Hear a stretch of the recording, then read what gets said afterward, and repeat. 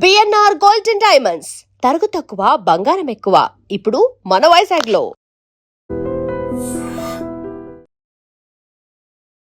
నమస్తే రమగారు. నమస్తే జయ.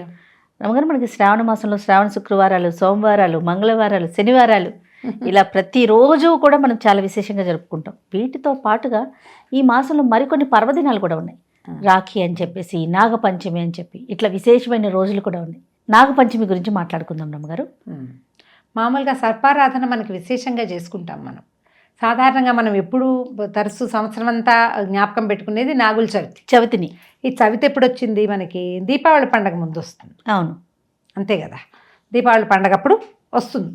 కాకపోతే అది కాకుండా మనం స్కంద షష్ఠి చేసుకోవటము, సుబ్రహ్మణ్య షష్ఠి, సుబ్బారాయ షష్ఠి ఇవి చేస్తాం.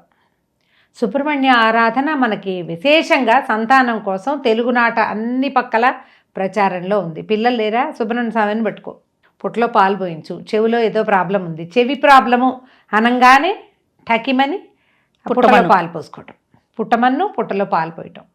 మరి ఇప్పుడు ఒక నాగుల చవితి నాడే ఇవన్నీ చేయాలంటే ఎట్లా?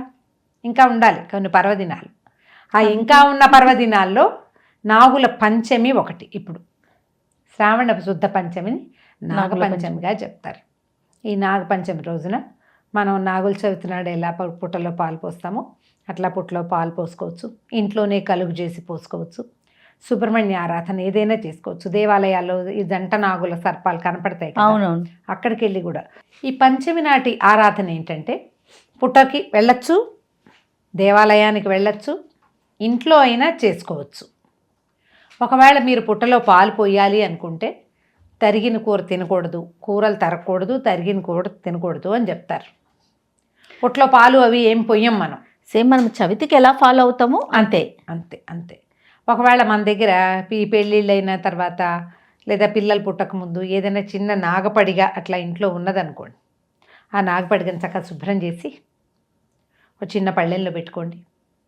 కాసిన పచ్చిపాలు, తర్వాత కొంచెం చలివిడి, కొద్దిగా చిమ్మిరి, కాస్త వడపప్పు, పానకం, ఒక కొబ్బరికాయ, ఒక అరటిపండు దగ్గర పెట్టుకోండి. అన్నీ పాలు పోసి సర్పానికి ఈ 4 నివేదన చేసి నమస్కారం చేసుకోండి. సంతానం కలగడానికి, కలిగిన సంతానం ఆరోగ్యంగా ఉండడానికి, సంతానం యొక్క సేఫ్టీకి, ఈ 3టికి సుబ్రహ్మణ్య ఆరాధన మంచిది. నాగారాధన లేదా సర్పారాధన మంచిది. ఇప్పుడు ఇలాంటప్పుడు ఏం చదువుకోవాలి? సుబ్రహ్మణ్యాష్టకం కనపడుతుంది మనకి. ఇవి కాకుండా మహాభారతాంతర్గతంగా ఉదంకుడి నాగస్తోత్రం అని ఒక ప్రత్యేకమైన స్తోత్రం ఉంది. సంస్కృతంలోనూ దొరుకుతుంది, మనకి తెలుగులోనూ దొరుకుతుంది. ఉదంకుడి నాగస్తోత్రం. తెలుగులో ఉన్నవి 4 పెద్ద పెద్ద పద్యాలు, సంస్కృతంలో దాదాపుగా ఒక 9-11 సంస్కృత శ్లోకాలు. అది వ్యాసుల వారు రాసింది. ఇది నా గుర్తుని తిక్కన గారు అనువదించిన దాంట్లో ఉన్నది. ఆదిపర్వంలో వస్తాయి. ఈ ఉదంకుడి నాగస్తోత్రాన్ని గనక చదువుకుంటే ఈ పంచమి నాడు చాలా మంచిది. అనుసంధానం చేసి గనక ఉంచుకుంటే వివాహమైన పిల్లలకి ఏదైనా నాగదోషాలు ఉన్నాయని చెప్తారు జాతక రీత్యా, ఆ దోషాలు తొలుగుతాయి.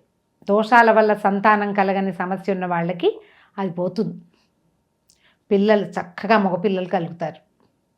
చాలా విశేషమైన ఫలితం లభిస్తుంది. వెతకండి, ఇంటర్నెట్లో చాలా సింపుల్గా దొరికేస్తుంది ఉదంకుడి నాగస్తోత్రం.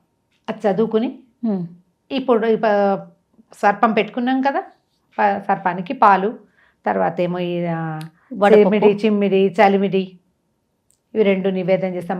వడపప్పు, పానకము, కొబ్బరికాయ, అరటిపళ్ళు అన్నిటినీ నివేదన చేయండి. మీరు పాలు పోసి సర్పారాధన చేస్తే కూరలు తరగద్దు, తినద్దు.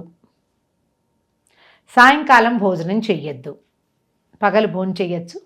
రాత్రికి సర్పం పాము పడుకుంటుంది కాబట్టి రాత్రి వెళ్ళి ఇంకా తినకూడదని చెప్తారు.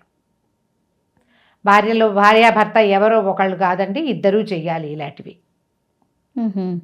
చేస్తే సంతానం లభిస్తుంది. ఒకవేళ సంతానాలు ఉన్నాయి, ఆడవాళ్లే చేసుకోదలుచుకున్నారు, మగవాళ్ళని ఒప్పించుకుని చేసుకోండి. వాళ్ళు చేయకపోయినా పర్వాలేదు, మీరు చేద్దరు కానీ. పెళ్ళి కానీ అదే పెళ్ళి కొత్తగా పిల్లలు కలగని పిల్లలైతే ఉంటే వాళ్ళు కనుక అయితే ఇద్దరు కలిసి చేసుకుంటే మంచిది, మంచి ఫలితం లభిస్తుంది. ఈ శ్రావణ శుద్ధ పంచమి నాడు మీరు దేవాలయానికి వెళ్ళి సుబ్రహ్మణ్య ఆరాధన చేసుకున్న, కొన్ని చోట్ల వల్లి దేవసేన సమేత సుబ్రహ్మణ్య స్వామి ఉంటారు. మన స్కందగిరి లాంటి దేవాలయాల్లో విశేషంగా చేస్తారు. అక్కడికి వెళ్ళి కూడా అలాంటి దేవాలయాలకు వెళ్ళి మన చుట్టుపక్కల ఎక్కడైనా సుబ్రహ్మణ్య ఆరాధన జరుగుతుంటే అక్కడ కూడా మనం ఇది చేసుకోవచ్చు. ఓకే. మంచి రోజు సంతానానికి చాలా మంచిది. ఆలోచించండి, మీకు అవసరం ఉంటే తప్పకుండా ఈ పర్వదినాన్ని సుసంపన్నం చేసుకోండి. తప్పకుండా రమ్మగారు. నమస్తే. నమస్తే జయ. And for more videos, Please subscribe to iDream. Please subscribe to iDream. Please subscribe iDream. And please subscribe to iDream. For more videos, subscribe to iDream. please like, share, and subscribe to the channel. Congratulations, iDream. subscribe to iDream. Subscribe to iDream. So subscribe to iDream Media. iDream की iDream team अंदर की huge congratulations. Please subscribe iDream Media. Please subscribe to iDream. Subscribe iDream. Please subscribe to iDream. iDream అంటే నా కళల channel subscribe చేసుకున్న నోరు తిరుగుతలేదు, మీరైతే గంట గుర్తు కొట్టండి. For more such videos, please subscribe to iDream. Subscribe to iDream. Please subscribe to iDream. Please subscribe iDream Media. Please do subscribe to iDream. Please subscribe to iDream Media. For best entertainment and information, please subscribe iDream. And don't forget to subscribe to iDream.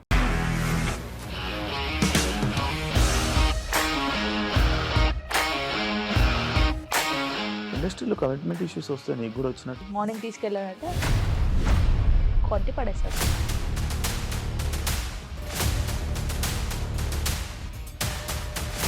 ఒక్కళ్ళు కూడా చూడలేదు ఈ cinema అని చెప్పడానికి కూడా చాలా ధైర్యం కావాలి. అది నిజం కదా, దాంట్లో ధైర్యం ఏంటి? ఇది నెక్స్ట్ డే ప్లేట్ మార్చేస్తే తప్పు కదా. As of now we're comfortable this అని నేను అనుకుంటున్నాను. రష్మిక గారిది మీది ఒకే ఊరంట కదా. నీకు కోపం వచ్చిందంటే బాగా తిట్టేత్తరా? తిట్టేద్దామండి. నిజంగా గేమ్ ని ఎలా చేంజ్ చేయగలిగారు? ఏపీఎస్ఎఫ్సి వాళ్ళకి 6 నెలల్లో నేను 6 లక్షలు కట్టా. బిజినెస్ చేయాలనుకుంటే it is as difficult as riding a tiger.